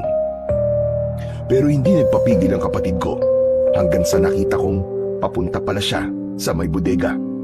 Binuksan niya agad ang pinto at dumiretso siya sa loob. Sumiksik sa mga kahon. Agad akong sumunod at mabilis na isinara ang pinto. Narinig ko ang malakas na pagaspas ng pakpak sa itaas. Paikot-ikot yun na para bang naghahanap ng mapapasukan. Madilim sa loob ng bodega pero biglang may lumiwanag. At ito ay yung kwintas na suot ni Nuno. Umiilaw ito ng kulay asul. Mahina pero sapat para makita ko ang mukha ng kapatid ko at yung ibang bagay na malapit sa kanya. Hala, bakit umiilaw yung kwintas mo, Nuno? Ewan ko po, kuya. Pero sabi ng bumubulong, hayaan ko lang daw, kuya. Yung liwanag daw na yan ang magliligtas sa atin. Kinabahan ako sa mga sinabi niya. Saan mo ba nakuha yan? Napulot ko po to nung nanguha po ako ng damit sa bahay ng may bahay. Matapos yung bagyo. Ano? Kuya, totoo kaya yung sinasabi ng bumubulong sa akin? Maliligtas pa tayo nito suot kong kwintas? Hindi ko alam. Pero sana nga, Nuno. Sana nga ay makaligtas tayo sa impyernong lugar na to. Kuya, sabi ng bumubulong, marami daw tayo pwedeng gamitin dito sa bodega na panlaban sa mga aswang. Talaga? Tumayo si Nuno, tapos ay pinulot niya yung kaldero, tapos yung palanggana. At tulad ng paglalaro niya, isinuot niya yung kaldero bilang helmet at yung palanggana ay ginawa naman niyang kalasag. Yung sibat ay kanya ring hinawakan. Patuloy na nagniningning ang suot niyang kwintas. Ako naman, bigla kong naisip yung mga ginawa naming pampasabog. Alam kong hindi sapat yun para maipagtanggol namin ang aming mga sarili. Pero naniniwala ko na may maitutulong sa amin ang mga basurang yon. Mga basura na noon pa may pakinabang na sa amin at sumasagip sa amin para maituloy ang aming buhay. Kaya naman, umaasa ako na ito ulit ang makakapagligtas sa amin. Makinig ka, Nuno. Guguluhin natin yung aswang. At kapag sinabi kong tumakbo ka, tatakbo tayo dun sa may kakauyan. Kapag sumugod sila, hahagisan ko sila ng bomba. Naintindihan mo ba? Opo, kuya. Medyo naluwa siya ng kaunti, pero pinunasan niya kagad. Alam kong takot siya, pero dahil sa mga sinasabi ko, lumalakas ang loob niya. Kaya natin to, Nuno. Hindi tayo mamamatay dito. Lalaban tayo para mabuhay. Opo, kuya. Kaya natin to. Hindi tayo pababayaan ni Jesus. Tama. Ano? Handa ka na? Takot ako, kuya. Pero sige. Hahakbang na sana kami, palapit sa pinto, pero bigla naming narinig ang boses ni Tandang Lucio. Huwag kayong mag-alala. Ako na ang bahala sa dalawang pasaway na yon. Ngayong gabi rin, dadaling ko sila kay Pinuno para maialay sa inyo. Pagkasabi nun, ay may narinig kaming mga mababang ungol. Nakakakilabot ang mga tunog na sumunod na narinig namin. May biglang dumapo sa may bandang bubong. Naglakad-lakad nung una, pero di nagtagal ay biglang nangalampag na akala mo ay babaklasin ang yero. Kuya, mukhang madami sila. Anong gagawin natin? Yung mga pasabog, Nuno. Gagamitin natin yun para magkagulo sila. Pag binuksan ni Tandang Lucio ang pinto, hagisan natin. Gumalaw ang seradura ng pintuan. Tanda na binubuksan na ng matanda ang pinto. Agad naming sinindihan ng mitya. Tapos ay bumilang kami ni Nuno ng 3. Pagbagsak ng pangatlong bilang, sabay namin na inihagis ni Nuno ang 2 bote sa bungad ng pintuan. Eksaktong bumukas ang pinto, sumabog ito mismo sa paanan ng matanda. Muli akong naghagis ng isa pa. Umatras siya bago pa ito sumabog. May isang aswang na biglang pumasok sa loob ng bodega. Mabilis itong kumilos at agad na nakalapit sa amin. Sinuno ang punteriya niya. Agad niyang ibinasiwas ang mga kamay nitong may mahahabang kuko. Mabuti na lang, may suot na pananggalang sa ulo si Nuno. Mabilis na kumilos si Nuno. Agad niyang sinaksak ng hawak niyang sibat ang kalaban namin. Matapos tamaan, namatay ito at nasunog hanggang sa naging abo. Maya-maya pa ay may pumasok na grupo ng mga aswang. Agad na nagsinti ng mitya si Nuno at inihagis ang pampasabog sa mga paparating. Isang malakas na pagsabog ang narinig ko. Kasunod nun ay may malakas na apoy na tumupok sa mga aswang na natamaan. Napansin kong iba ang epekto ng mga inihahagis ni Nuno. Mas malakas ito at mas nakakapaminsala sa mga aswang kumpara kapag ako ang nag-aagis. Ang galing mo, Nuno. Paano mo ginawa yon? Ang lakas to na. Ewan kuya, baka mas maganda lang yung pagkakagawa ng bote na yun. Sige nga, isa pa. Subukan mo ulit. Habang kinukumbinsi ko siya na subukan ulit, may dalawang aswang pa na lumapit. Agad na nagsindi si Nuno at ako at inihagis yun. Tig-isa ang mga aswang, pero yung sa akin hindi sumabog. Namatay lang yun, pero yung kanya, sumabog ito. Umapoy at muling tinupok ang dalawang aswang. Talagang iba yun sa'yo, Nuno. Alam ko na kuya, baka dahil dito sa kwintas ko. Napalingon ako sa kanya. Tama nga ang sinabi niya. Yung ilaw kasi nito, napansin kong hindi na asul, kundi pula na. Marahil yung pulang liwanag na yon ang dahilan. Pero hindi ko na inusisa ang bagay na yon, lalo na at medyo tumahimik na sa labas. Nuno, halika na, tumakas na tayo. Dinala ko ang nag-iisang tira naming pampasabog. Naglakad na kami palabas ng pinto. Nung nasa bungad na kami, nakita namin si Tandang Lucio na nakaupo. Nang tignan ko siya, ay nasugatan pala ang kanyang mga paa. Hindi mo kami mapipigilan. Makakatakas kami ng kapatid ko. Hindi mo makukuha ang kailangan mo sa amin. At hindi mo rin mapapakinabangan yung mga kinuha mo. Ang lahat ng nilikha ay kailangan bumalik sa alabok. Sandali. Anong ibig mo sabihin? Ngumiti ako, pero ngiting sarkastiko. Tapos tumingin ako kay Nuno. Nuno, magsindi ka ng isa. Tapos, hilingin mo dyan sa kwintas mo. Natupukin niya ang bahay para mailigtas at maibaliktas sa Diyos ang katawan ng mga naging biktima ng matandang to. At para matahimik na ang bata. Oo kuya. Sandali lang. Huwag niyong gawin yan. Panay ang pakiusap niya, pero hindi kami nakinig. Sandaling umusal ng dasal si Nuno. Tapos ay sa kanya sinindihan ng mitya ng pampasabog at saka inihagis sa loob ng bahay. Unti-unting kumalat ang apoy. Ginapang nito ang saig papunta sa mga kortina. Mga walang hiya kayo. Yung apo ko. Sinubukan niyang tumayo, pero nahihirapan siya hanggang sa wala na siyang nagawa kundi ang umiyak at panoorin ang bahay niya na unti-unting tinutupok ng apoy. Tara na, Nuno! Hindi kayo makakatakas. Isinusumpa ko. Marami pa mga aswang ang makakaharap ninyo. Mga mas malalakas at mas makapangyarihan. Hindi kami natatakot! Mamamatay kayo, isinusumpa ko. Mamamatay kayo! Kasabay ng malakas na sigaw na yon ng matanda, ay nakarinig ulit kami sa may di kalayuan ng mas malalakas na alulong. Naririnig niyo yun? Yun ang mga aswang na papatay sa inyo dahil walang nakakalabas dito ng buhay. Kuya, Halika na, Nuno. Hayaan mo na yan. pero kawawa si Nono. Ano? Naaawa ka dyan. Halika na. Kailangan na natin makalis bago pa dumating yung mga aswang. Tumakbo kami ni Nuno papasok sa kakawyan. Madilim sa kakawyan, pero nagbigay ulit ng liwanag ang kwintas. Ngunit hindi pa man kami nakakalayo, ay may biglang humarang sa amin na aswang. Mabilis na gumalaw si Nuno. Agad niyang sinugod ang aswang at itinarak ang dalang sibat sa dibdib nito. Tumumba yung aswang at hindi na gumalaw. Maya-maya pa, may isang lalaki na biglang lumabas. Agad akong humarang kay Nuno. Sandali lang. Hindi ako kalaban.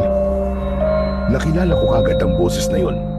Yun yung kausap na lalaki ni Tandang Lucio sa labas ng bahay niya nung gabi. Ako si Anselmo. Kapatid ako ni Tatang Lucio. Kapatid ka niya? Masama ka din ba? Papatayin mo rin ba kami katulad niya? Hindi. Hindi ako masamang tao. Sa katunayan niyan ay matagal ko na kinukumbinsi kapatid ko para lumayas na sa baryo na yan. Pero hindi ko magawa dahil nabaliw na siya. Salamat naman at nakatakas kayo sa kanya at sa mga aswang na nandyan. Tahimik lang ako sa nangyari sa amin ni Nuno. Hindi ko na magawang agad na magtiwala sa kanya. Kaya naging alerto pa rin ako. Huwag kayo matakot sa akin. Tutulungan ko kayo makababa. Yan. Sundan niyo lang ang daan na yan. Bakit di nyo na lang po kami samahan na bumaba? Hindi pwede. Napansin ko kasi na may malakas na apoy. Kailangan kong tignan ang kalagayan ng kuya ko. Sige na, bumaba na kayo. Aalis na din ako. Pagkasabi nun, ay naglakad na ang lalaki papunta sa baryo. Tara na, Nuno. Sige po kuya. Naglakad na kami ulit. Sinundan namin yung direksyon na sinabi niya. Ilang minuto pa ay napansin namin na may mga bato sa lupa na umikislap. Makakalabas na tayo kuya. Ha? Paano mo nasabi? Kita mo yung mga bato? Yun yung mga inihagis ko nung paakyat tayo dito. Yung bumubulong sa akin, sinabi niya sa akin nun na mag-iwan daw ako ng mga bakas sa lupa. Kaya pala, yan pala ang tutulong sa atin para makalabas. Napatigil ako sandali sa pagkamangha sa kapatid ko. Nagpatuloy na kami sa paglalakad. Ilang sandali pa ay nakababa na kami. Ipinagpatuloy namin ang paglalakad hanggang sa makarating kami sa isang baryo. May tindahan doon na may mahabang bangko. Doon kami nagpahinga. Sa sobrang pagod, agad kaming nakatulog. Kinabukasan, may mga tao na nakapalibot sa amin. Tinatanong nila kung sino kami, kung saan kami nanggaling, at sinagot namin sila na galing kami sa baryo ng Santa Barbara. Agad na nanlaki ang mga mata nila nang marinig yun. Sinabi nila sa amin, matagal nang iniiwasan ang baryo na yun dahil marami nga ang may hinala na pugad daw ng aswang ang baryo na yun. Tinanong nila kami kung totoo yun at sinagot sila ni Nuno ng totoo. Samantala yung mga tao na yun, matapos malaman ang nangyari sa amin, nag-alok sila ng tulong pero tumanggi kami. Sa nangyari sa amin, mas gusto ko na lang na bumalik sa bayan at doon ipagpatuloy ang buhay na muntik nang nawala dahil sa kamay ng mga aswang. Nang paalis na kami, yung mga tao, nag-ambagan sila ng pera at ibinigay sa amin. At may isa sa kanila na nagboluntaryong ihahatid na lang kami sa bayan. Pagdating namin sa bayan, bumalik kami sa lansangan. Pero may agad na nakapansin sa aming mga pulis dahil sa itsura namin. Dinala nila kami sa police station. Tapos ay nag-report sila sa DSWD. Dinala nila kami sa shelter. At doon kami binigyan ng pagkain, damit at matutuluyan. Ilang linggo ang lumipas, unti-unti na kaming nakapagsimula. Si Nuno, pumasok na ng paaralan. Ako naman, tinuruan na magtrabaho sa pag-aayos ng mga gamit at pagre-recycle ng mga patapong bagay. Sa lugar na yon, unti-unti kaming nakaramdam ng kapayapaan na hindi namin natagpuan sa matagal na panahon. Habang tumatagal, unti-unti na naming nakakalimutan yung trauma at takot na nangyari sa amin sa baryo ng Santa Barbara. Pero yung naging karanasan namin doon, hindi yun nabura sa isip namin dahil naging bahagi na yun ng buhay namin at siyang nagdala sa amin sa isang panibagong